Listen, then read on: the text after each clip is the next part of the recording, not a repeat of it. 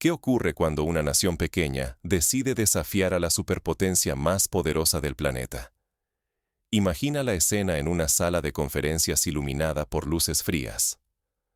Al centro de la mesa, Estados Unidos despliega un acuerdo multimillonario dirigido a Burkina Faso.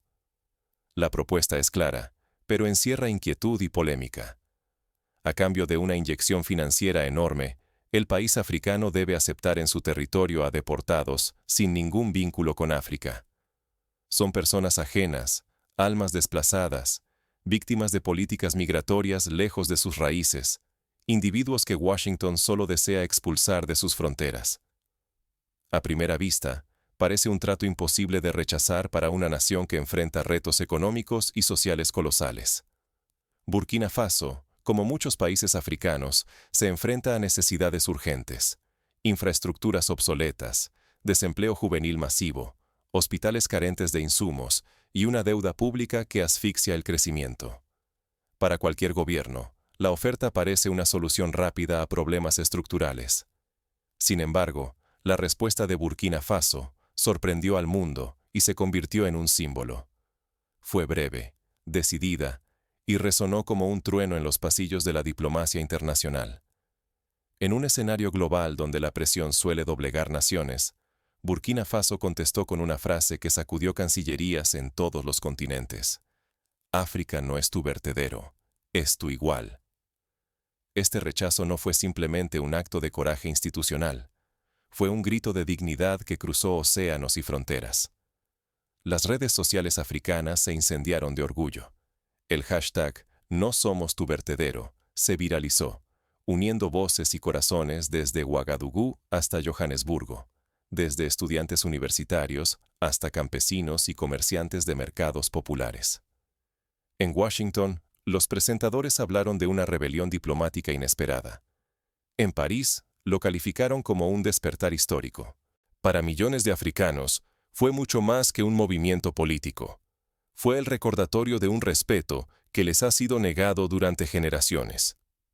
Fue la primera vez en décadas que un país africano alzaba la voz con tal claridad y firmeza, recordando a todos que la dignidad no es negociable. Pero desafiar a Washington implica riesgos enormes.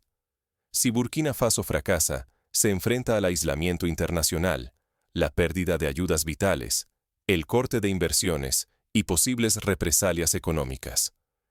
Si triunfa, podría cambiar para siempre la forma en que el mundo reconoce la dignidad africana en el escenario internacional. La pregunta es simple, pero poderosa. ¿Estamos presenciando el nacimiento de una nueva era para África, donde un solo no puede alterar el tablero global para siempre? Para entender el alcance de este desafío, hay que sumergirse en el contexto y repasar historias previas de pactos similares. ¿Cuáles han sido los caminos recorridos por otras naciones ante propuestas de este tipo? ¿Qué precedentes existen y qué enseñanzas dejaron? Retrocedamos en el tiempo. ¿Cómo surgieron estos acuerdos y por qué son tan difíciles de rechazar? Las respuestas revelan mucho más que simples cifras o diplomacia formal. Por ejemplo, en los años 80 y 90, muchos países africanos aceptaron acuerdos de ajuste estructural propuestos por instituciones como el Fondo Monetario Internacional y el Banco Mundial. A cambio de préstamos, debían implementar duras reformas económicas y abrir sus mercados a capital extranjero. Estas reformas, aunque prometían crecimiento, a menudo resultaron en recortes de servicios públicos y pérdida de soberanía económica. Los acuerdos migratorios actuales siguen una lógica similar. Ofrecen recursos inmediatos a cambio de aceptar condiciones impuestas desde fuera. Detrás de cada acuerdo de ayuda internacional suele ocultarse una trampa. Lo que el mundo llama cooperación muchas veces es solo un pacto desigual, diseñado para enmascarar la relación de poder entre potencias y países africanos.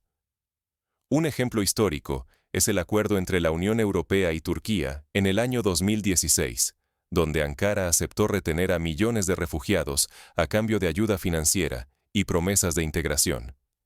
Si bien Turquía no es africana, este modelo ha sido replicado en países del norte de África, como Marruecos y Libia, que reciben fondos a cambio de servir como barreras migratorias para Europa. Durante décadas, gobiernos de Estados Unidos y varias naciones europeas han impuesto acuerdos casi idénticos a los países africanos. A cambio de promesas de ayuda financiera, exigen que África acepte a deportados, personas expulsadas de otros continentes, muchas veces sin ningún vínculo real con el continente. En 2018, por ejemplo, Italia firmó un acuerdo con Níger para establecer centros de detención de migrantes, bajo la promesa de inversiones en infraestructuras y desarrollo local. El resultado fue la creación de campamentos que rápidamente se saturaron y generaron tensiones sociales. Así nació una industria multimillonaria construida sobre el desplazamiento humano. El proceso es brutal. A cambio de sumas que suelen oscilar entre 5 y 10 millones de dólares por acuerdo, se obliga a los países africanos a recibir a quienes otras naciones consideran indeseables. En el caso de Libia, informes de organizaciones humanitarias han documentado cómo los fondos europeos financian centros de detención donde los derechos humanos son constantemente vulnerados. Pero ese dinero casi nunca llega al pueblo. Termina en manos de consultoras internacionales, empresas logísticas y contratistas privados que gestionan los centros de detención y la seguridad fronteriza. Mientras tanto, lo que queda en el país son campamentos saturados, hospitales desbordados, escuelas sin recursos y un resentimiento social que crece día tras día. En estos acuerdos, la supuesta ayuda es en realidad un mecanismo de control. Se condiciona cada centavo, se imponen reglas y se crea una peligrosa dependencia financiera y política. Así, se normaliza un sistema donde la sumisión y la pérdida de soberanía se venden como un favor internacional. Ejemplo de esto fue el acuerdo firmado entre la Unión Europea y Sudán en el año 2017, donde, a cambio de fondos, el país africano debía endurecer su control fronterizo y aceptar deportados de Europa. Los beneficios para la población local fueron mínimos, pero las tensiones étnicas y los conflictos internos aumentaron exponencialmente. Esta dinámica roba tiempo, recursos y, sobre todo, dignidad. La ayuda termina perpetuando la sumisión, arrebatando a los países africanos la posibilidad de decidir su propio destino y forzándolos a aceptar condiciones dictadas desde fuera. Se genera así un círculo vicioso en el que la autonomía es sacrificada a cambio de soluciones inmediatas que no resuelven los problemas estructurales. Lo más alarmante es que este ciclo parece interminable. Cada nuevo acuerdo fortalece la idea de que África debe ceder para sobrevivir. Cuanto más se acepta, más difícil resulta romper con esta lógica de dominación y dependencia. Es un ciclo que recuerda al colonialismo del siglo XIX, cuando los imperios europeos imponían tratados desiguales que beneficiaban solo a las potencias extranjeras. Pero, ¿qué sucede cuando un país decide romper el ciclo y desafiar el chantaje diplomático? ¿Qué ocurre cuando una nación se atreve a decir no y a defender su dignidad ante el mundo? Burkina Faso se encontró exactamente en esa encrucijada. Lo que comenzó como una negociación rutinaria terminó sacudiendo los cimientos de la diplomacia africana y mundial. ¿Hasta dónde puede llegar un país poderoso para castigar a quien no se rinde ante sus exigencias? La historia está llena de ejemplos. En 1956, Egipto nacionalizó el Canal de Suez, desafiando a Francia, Reino Unido e Israel. La respuesta fue una invasión militar y sanciones internacionales. En 1986, Estados Unidos sancionó a Nicaragua por negarse a aceptar la injerencia en sus asuntos internos. En todos estos casos, la resistencia tuvo un precio alto, pero también sentó precedentes de autonomía regional. La respuesta de Estados Unidos fue brutal y rápida. Suspendieron todas las visas para ciudadanos de Burkina Faso. Estudiantes, empresarios, familias completas, nadie quedó fuera. La embajada no ofreció ni una explicación, ni una disculpa. Solo un anuncio seco, seguido de un silencio más pesado que cualquier amenaza. Para miles de burkineses, la noticia fue un mazazo. Los que soñaban con estudiar en universidades estadounidenses, cerrar tratos comerciales o reunirse con sus seres queridos, se encontraron de pronto con una puerta sellada. El daño iba mucho más allá de lo económico. Era la humillación, el miedo y la amargura de sentirse excluidos. Familias separadas, sueños congelados, oportunidades que se desvanecían con cada jornada de silencio diplomático. El castigo tenía otra profundidad. No era solo la economía la que sufría, era la dignidad la que estaba en juego. Los medios locales lo dejaron claro. La dignidad no tiene visa. Las redes sociales se llenaron de mensajes de orgullo y apoyo, no de resignación. El gobierno respondió con calma. Nada de disculpas, nada de negociaciones ocultas. Solo silencio y firmeza. Burkina Faso eligió resistir sin espectáculo. El presidente y sus ministros evitaron las cámaras, no buscaron confrontaciones abiertas, ni cedieron a la presión. Apostaron por el silencio estratégico, por una resistencia que no grita, pero que se hace sentir. El mensaje era inconfundible. La dignidad nacional ni se vende ni se compra con promesas de ayuda. Mientras tanto, la narrativa mundial comenzó a tambalear. Analistas en París, Washington y Johannesburgo admitieron que algo había cambiado. Ya no era la imagen de un África sumisa, sino la de un continente que decide cuándo y cómo responder. El eco de la postura burkinesa cruzó fronteras, inspirando a más países a cuestionar la vieja diplomacia, basada en la amenaza y la dependencia. Sin embargo, el precio de esa dignidad fue enorme. El aislamiento internacional amenazaba con dejar al país sin inversiones, sin becas, sin oportunidades para los jóvenes. Estudiantes recorrían cientos de kilómetros hasta otras embajadas solo para intentar conseguir una visa, gastando sumas inmensas para sus ingresos. Empresarios vieron fracasar acuerdos, organizaciones humanitarias suspendieron proyectos y familias completas padecieron la distancia y la incertidumbre. Pero ninguna sanción logró quebrar la determinación de Burkina Faso. ¿Vale la pena pagar tanto por la dignidad? Tal vez esa sea la pregunta esencial. Porque en ese silencio firme, Burkina Faso no solo defendió su soberanía, encendió una chispa de conciencia en todo el continente, mostrando que el respeto se exige, no se suplica. Cuando la narrativa cambia, también cambia el equilibrio de poder.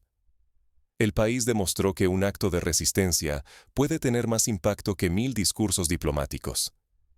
Ejemplos históricos como el boicot de la sal de Mahatma Gandhi en la India de 1930 muestran que la dignidad puede ser un arma poderosa contra la opresión.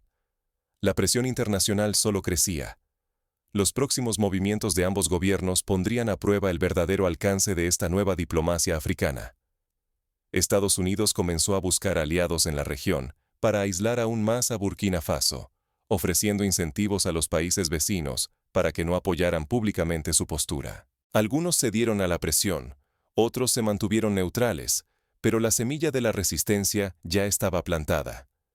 Un acto aislado de rebeldía o el primer paso hacia una revolución silenciosa.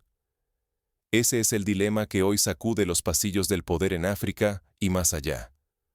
Cuando Burkina Faso rechazó frontalmente el acuerdo migratorio impuesto por Estados Unidos, el continente no solo observó, reaccionó con determinación. En cuestión de pocos días, varios países africanos comenzaron a revisar sus propios compromisos migratorios. Lo que parecía una excepción se transformó en debate nacional en lugares tan dispares como Senegal, Ghana o Sudáfrica. En Sudáfrica, por ejemplo, el Parlamento organizó una sesión de emergencia para revisar los términos de los acuerdos de repatriación y exigir mayor transparencia. En Ghana, organizaciones civiles lanzaron campañas para exigir al gobierno que priorizara la dignidad y los derechos humanos en cualquier negociación internacional. Ahora, la pregunta central es bajo qué condiciones y con qué dignidad se aceptan acuerdos, y ya no solo si se aceptan o no. Esta discusión se expandió a universidades, medios de comunicación y movimientos sociales, generando un debate sobre el verdadero significado de la cooperación internacional. Surge una nueva generación de líderes africanos, mucho más conscientes del valor de la reputación internacional y de la dignidad nacional. Para ellos, la ayuda extranjera solo tiene sentido si va acompañada de respeto genuino. El viejo discurso de resignación está siendo reemplazado por uno que exige diálogo entre iguales y respeto mutuo. La presidenta de Etiopía, por ejemplo, declaró en un foro internacional que la dignidad no es negociable y la cooperación solo es válida si es justa para ambas partes. Como consecuencia, disminuyen las solicitudes de ayuda externa. Más países apuestan por financiarse localmente, desde fondos soberanos hasta proyectos comunitarios de inversión. En Ruanda, por ejemplo, el gobierno ha impulsado programas de autofinanciamiento para reducir la dependencia de donaciones extranjeras y fomentar la innovación local. El objetivo ya no es recibir recursos a cualquier precio, sino construir autonomía y evitar concesiones humillantes. Así se fortalece la idea de una soberanía asertiva. No es un llamado al aislamiento, sino una postura firme de autodefinición. Decidir cómo, cuándo y con quién colaborar. África no se cierra al mundo, pero tampoco permitirá que otros impongan el ritmo o dicten las reglas. Esta nueva postura recuerda a la política de no alineación de los años 60, cuando países recién independizados rechazaron ser peones de la Guerra Fría y buscaron su propio camino. El lenguaje diplomático también sufre una transformación. Ya no se pide permiso para rechazar condiciones humillantes. Se actúa con autonomía, y ese mensaje resuena tanto en foros internacionales como en redes sociales. La frase «África no es tu vertedero» deja de ser solo un hashtag. Se convierte en una declaración de principios, repetida en discursos oficiales, canciones populares y murales en las ciudades principales. Sin embargo, el riesgo es real. Si este movimiento no se consolida, puede ser neutralizado por nuevas formas de presión, económicas, políticas o mediáticas. Incluso, actores externos podrían intentar cooptarlo, disfrazándose de aliados mientras buscan mantener su influencia sobre las decisiones africanas. Ejemplo de esto fue la intervención de potencias extranjeras en la primavera árabe, cuando ofrecieron apoyo retórico, pero buscaron manipular los resultados a su favor. Pero el cambio ya está en marcha. La narrativa global empieza a girar. África comienza a definir sus propios términos y a exigir respeto antes que ayuda. El futuro sigue siendo incierto, pero la puerta hacia una diplomacia más asertiva ya está abierta.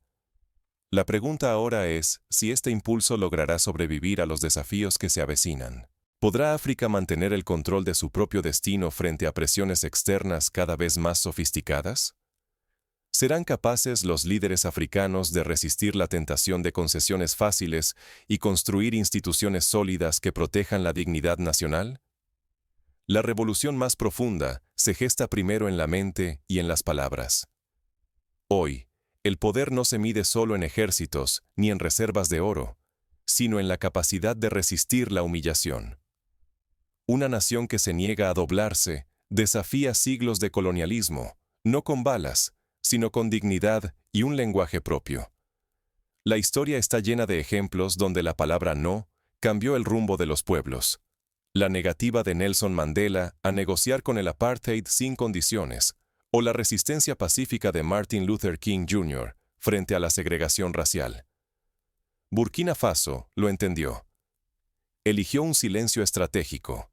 No suplicar, no gritar, solo decir no, y dejar que ese eco inquietara al mundo.